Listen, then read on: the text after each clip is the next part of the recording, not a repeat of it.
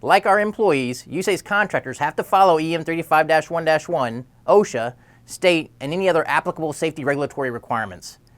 Contractors must provide the government with activity hazard analysis as well as a site-specific accident prevention plan, APP, before they start work. The contractors must also provide a Site Safety and Health Officer, SSHO, who meets the contract specifications to oversee their safety program.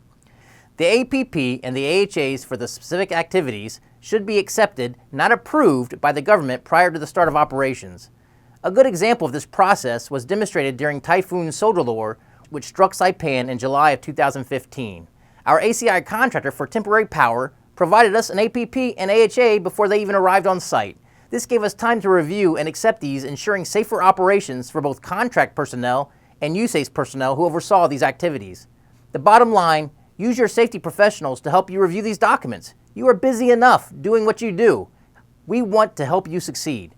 We help you ensure the prime contractor safety program is compliant with our EM 35-1-1 and their SSHOs are doing their jobs. It is important to know there is a set of tools to assist you with your safety responsibilities.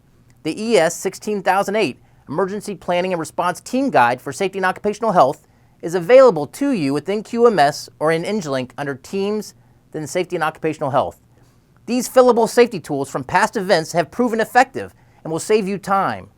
Some examples of these tools are the Tree Stump Removal AHA, Asbestos Management and Debris Plan, and a fillable Accident Prevention Plan to assist our contractors in contract compliance with this requirement, as well as a fillable ING 3394 USACE Accident Report Form, which will save you time. In summary, safety requirements did not come about because they were just good ideas, but typically because someone lost their life performing a specific activity. Let's not add to any further safety requirement development in the future.